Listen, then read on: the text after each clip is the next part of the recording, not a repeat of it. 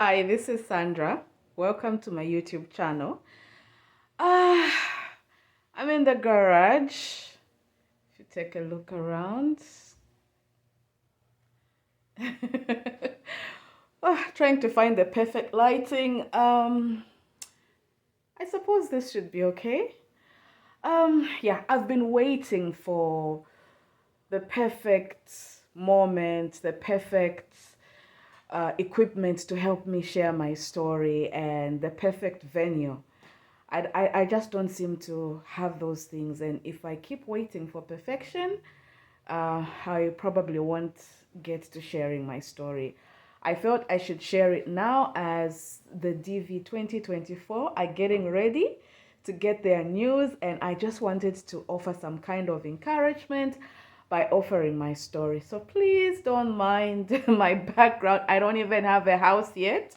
I'm a DV 2023. I just won. I just relocated to the US close to 2 months ago. I came on March the 8th.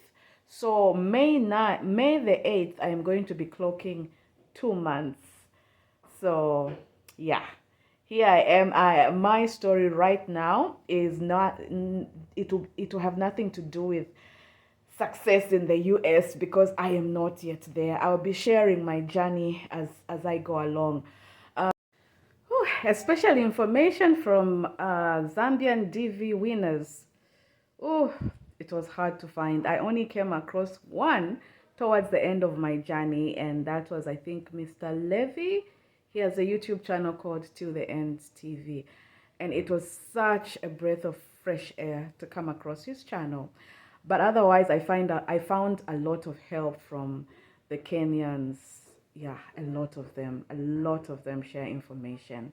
So I just thought it would be nice to give the DV journey from a Zambian perspective. The more Zambian stories, then the better. There could be other Zambians that want to enter the lottery, or other African countries that would maybe one day find themselves in Zambia and they want to know how things are done in Zambia. So, yeah. So I struggled to find information, and I used to love listening to interview experiences, green card stories on YouTube. It strengthened me in my journey. I learned a lot from that. So I thought, as a DV 2023 winner, my experience is a little bit more recent, because what I found then was I was finding maybe people that won 2 to 3 years ago, and you'd find some of the information uh, is like some steps have changed. The things that were happening then are not happening at the time that I was going for my interview. So there are still DV 2023 people that are still going for interviews, because it's not over until the 30th of September. So I want to encourage them. And I also want to encourage the DV 2024 winners. So that's my inspiration behind sharing my story, despite not making it yet. I'm not even working yet. But I'll share everything. I'll share my journey, my first job, my first apartment, everything. You're going to see it all here. Yeah, so now let's get started with my DV journey. Then my story is long, so I am going to share it in parts. I will try and just narrate the whole story today, and then I'll post it in parts on YouTube. So I won't leave this garage until I finish telling my story, and then edit and then post. Okay. So we'll start with when I first heard about the green card lottery. I've heard about it for many, many years. As you can see, I am not a spring chicken. I've been on this earth for so many decades.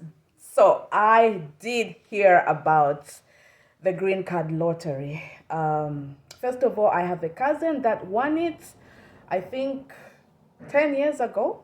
Then I also have an aunt that won it maybe 9 years ago. So for me, it was not a scam. Like for other people, they would say they thought it was a scam. For me, I knew it wasn't a scam. But no one told me about the process. And I suppose I wasn't interested because I didn't want to relocate. I felt I needed to do stuff in my country. I had dreams that I was pursuing. So I didn't want to leave. I don't think it's everyone who has the desire to leave their country. So that's why I probably never pursued that information, or even asking my aunt or my cousin, like, what did you do? I wasn't interested. Um, then I think about 7 years ago, yeah, 7 years ago, a good friend of mine won the lottery, and she relocated with her husband and her two kids. And then when she relocated, every year she would send me the link to my WhatsApp. She's the only one who ever sent me the link. She would send me the link and say, Sandra, try it. And I would look at the link, and the deadline would pass and I wouldn't apply. Because again, I wasn't interested, and I kept wondering, why is this girl always sending me this link? I don't want to live there. I want to travel the world, but I don't want to live outside my country. I want to make enough money that I can go to all the countries in Africa, visit in any country I want in the world, but still come back to Zambia, my country, as my base. So, relocating meant that I packed my bags and I kissed my country goodbye, and I did not want that. That's why, but I didn't want to tell her. I never had the guts to tell her that. I would just let her send the link, and she would ask me, have you applied? I would come up with an excuse and say, oh, no, I didn't. She did that for 3 years.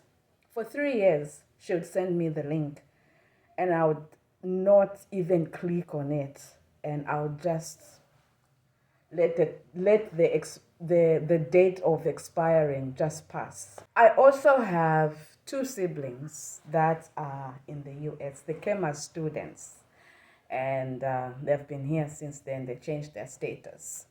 Um, so one of them, the first one to go, was my young sister, my immediate young sister. And she finished her bachelor's degree. There was the graduation.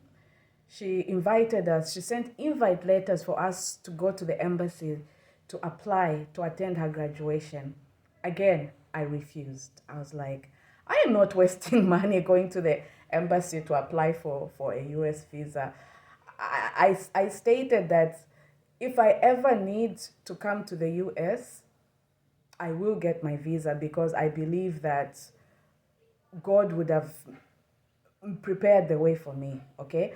Like, I just felt it wasn't the right time for me. And of course, she was pissed. And then her master's, she wrote her master's, again, the same thing. She was graduating, sent invites. Again, I refused. I refused to use that as an excuse for me to get my visa, because I just didn't feel that it was time for me to apply for an American visa. So, yeah. My brother, my young brother, the last born, also graduated, did his bachelor's, same thing, did his master's, same thing. I refused to apply. So I want you to understand that I had opportunities, but I just never had the desire, okay, to go. And I just felt that when the time is right, I will feel it in my spirit. And I kept telling them that when the time is right, trust me, even if people get denied, when I go to that embassy, I will get my visa, because the time is right. That's where I was. That was my state of mind. 2018, I had an opportunity to go to the UK. It was a sponsored trip, some charity events. So when I was going to the UK, I was in full-time employment, but I think 2 days before my trip, I lost my job. I was retrenched. And everyone thought, oh, you're going to the UK, I'm sure you're not coming back. I was like, why? I refuse to be an illegal immigrant. I mean, it's just not for me. That's not my portion. If God wants me to be in foreign land, He will make a way for me. That was my stance. And I told them, I will come back. I'm going for my meeting, my charity meeting. I'll extend my stay to have fun with my family and friends. And after that, I am coming back and I'll start looking for another job. Because the God who opened doors for me in the past will not fail to provide another job for me. It's not over. Yeah, it was an uncomfortable situation to be in, uncertainty. But then I thought, maybe there are opportunities for me in the UK. So I went to the UK. I kind of secretly hoped when I shared my story with my sponsors, I kind of secretly hoped that since they run an NGO and they have a company, can't they just offer me a job and do my papers so that I can move to the UK? That didn't happen. And then I had friends and cousins telling me ways on what I could do to stay in the UK. Why are you going back? You don't even have a job. And I said, no, that's not my destiny. If God wants me to come back to the UK, He will bring me back to the UK with proper documentations. I will not be an illegal immigrant. And that's how I came back to Zambia. 6 months later, I found a job, another job, and it was paying me double what my other salary was paying me. And I was happy, I was excited. Life was great. And then 2020, mid 2020, I lost my job again. Okay? Due to COVID, the company I was working for could not keep me. And then I felt devastated. I was tired. I said, God, I am tired. What is this? And I just thought, you know what? I think now is the time for me to visit America. Now is the time for me to visit my sister. My sister was pregnant at the time. And I thought, okay, I will put looking for a job on hold, because if I find a job, I will not be interested in going to see my sister in the US. So I decided, okay, now that I'm not working, I can afford to maybe go to the US and stay there for 6 months and then come back, feel refreshed, and start looking for a job. That was my plan. I told my sister about it. Of course, she was excited. Finally, the person that's been refusing to come and see me in America now wants to come and see me. But guess what? Due to COVID, the US Embassy had closed and they were not issuing out visas. And I thought, what kind of a joke is this? I mean, Lord, all these years, I felt it wasn't my time to go to America. Now that I feel it's time for me to visit America, I feel it in my spirit, I can't even get a visa. My sister wrote an invite. She prepared, transferred some money in my account. We were just ready, waiting for the embassy to open. And it didn't. But what happened is that my decision to visit my sister started started building a desire to come to America. Okay? Then I started thinking, apart from just visiting my sister, how else can I visit America? I even thought, maybe I should hook up with an American guy. I went online. I went on Tinder. Yes, I went on Tinder, started chatting with these two guys in America. And I thought, maybe I will go to America through marriage. Okay? But one of them told me he was not interested in getting married, and he was not interested in coming to Africa because he thinks when he was going to be eaten by lions. Yeah, ridiculous, I know. The other guy was like, look, if you come to America to visit your sister, I'm ready. I'm ready. I'll marry you if that's how I can keep you in America. And I was like, oh, okay.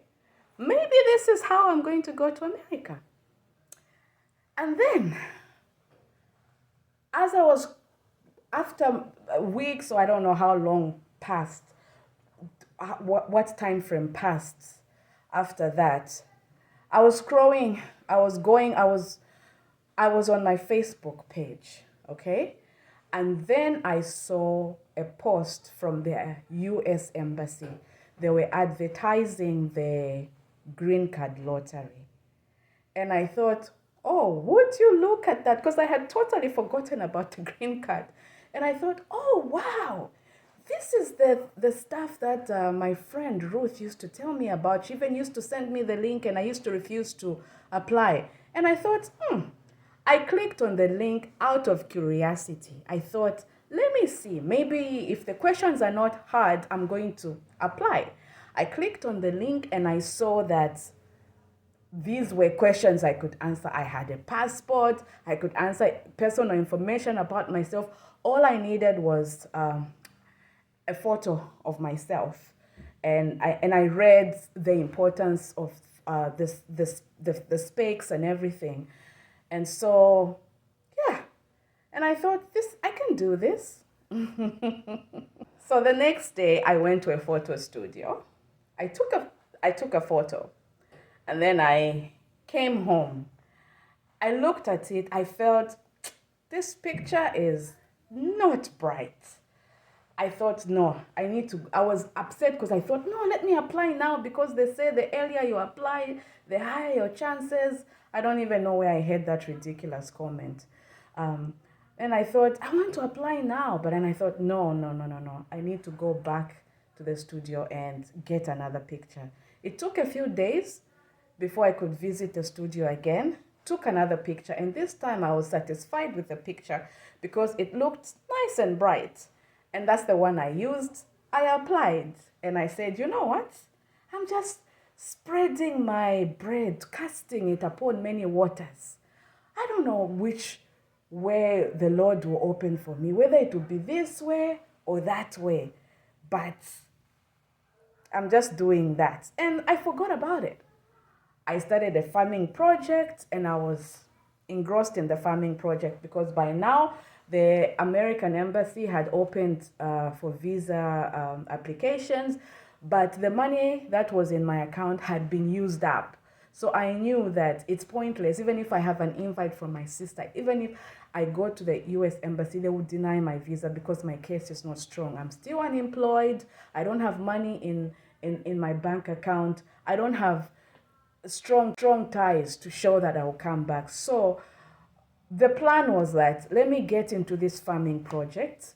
I got into soya because we thought, oh, soya is a profitable business and will make a lot of money. And I thought if I do soya, then I can show that I have a farming business. Okay, I'm a farmer. And even when we harvest, I'll have a lot of money that will be in my account. Then I can use that to go to the embassy and apply for a visitor's visa. That was the plan. Yeah, God had other plans. I put all my energy, resources in this farming project. And I was looking forward to the harvest. And April came, and it dawned on me that I had made losses. It was painful, really painful. I mean, I was hoping, by my calculations, I was hoping to harvest at least 80 bags of soya beans. And I ended up harvesting, I think, 12 bags. Yeah, you can imagine. You can imagine the frustration. And it was at that point that a friend of mine asked me if I wanted to join their insurance company and do a sales job selling insurance. There's a reason why I'm sharing this story. Maybe in the other parts you'll come and see why I'm sharing this story, because all these things came to line up. I only appreciated it once I got my visa, and I saw how God lined things up in my favor. Okay? So, my friend invited me to go to her insurance company and work as a part-time sales agent. First of all, I know I'm in marketing, okay? That's my profession.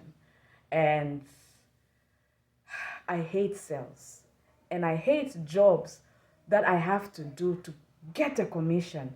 But she told me, come for the presentation.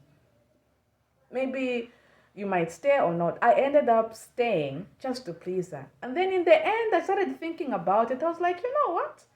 Since the farming project has failed, maybe this is my answer, to earning some money, as they saw the money that top sales agents were making, a lot of money. And I thought, wow. And it's flexible. I am not stuck in the office. I can still do my personal projects. And I thought, okay, this is it. And that's how I got into insurance, selling insurance policies. And then May. Oh, God. I forgot. There was something I should have said when applying for my green card lottery. When I applied, I told my aunt about it because this is an aunt that's been wanting to go to the US for a long time. So I had told her that, oh, guess what? I applied for this lottery. And then she said, oh, please help me. So I helped her. She applied. And then she told her friend. And the friend also asked for help. I helped them apply. And then I also helped my young brother apply. So my aunt used to ask all the time, when are the results coming out? When are we going to? I would be like, according to the statements, it says the results will be out in May. But then this is what I told her. I said, you know what? I'm not even focused on these DV lottery results or whatever. I just played. I don't even know if people can win on their first attempt. So, but what I have told myself mentally, I've prepared myself mentally to play as many times as I want. So I'm not thinking too much about it because I don't want to be disappointed if things don't go my way. I am prepared to play even for the next 10 years of my life out. Every time the lottery opens, I'll be playing until I win. So I'm not, even when the results come out, I'm not anxious. I don't think I even want to check on the day the results will come out. I think I'll wait for 2 to 3 months. That's when I'll check my results. That's what I told my aunt. But then in May, I would have a thought drop into my mind. Oh, we're in May. The lottery results will be coming out soon. And I'll be like, yeah, okay. I go on with my life. Then I think even on the day the lottery results were announced, like I think it was on 6th May or 7th May, I can't remember. Again, the thought crossed my mind. It was like, oh, the lottery results are out. I was like, yeah, I bet there's millions of people trying to check. The website must be jammed. I'm not interested. I'm not ready to check for the results. And I went to bed. I slept. And then I woke up the next day around 05 in the morning. And the first thing is like this, I'm a Christian, so don't mind me referring to the Spirit of the Lord. Okay? I felt the Spirit of the Lord telling me, wake up and check for your results. And I was like, look at who said that she would check after months. Why am I checking now? I was like, okay, I'll check. I went into my phone. I had changed phones by now. And then I realized that I didn't have my confirmation number. And I almost panicked and I even laughed. I said, why can't I find my confirmation number? Because you might find that I've actually won. Because it's weird that I can't find... I have found confirmation numbers for my aunt's friend, and my brother. But what about mine? Then a thought was planted in my head that, remember that friend of yours who used to send you the link?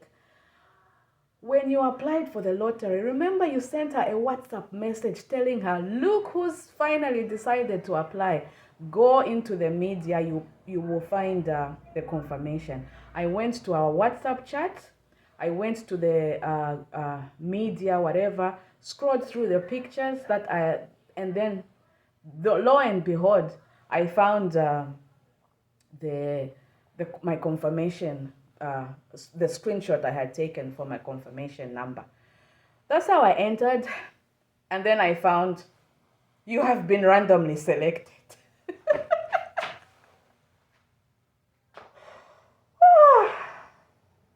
Guys, I was weak. I was like, what is this?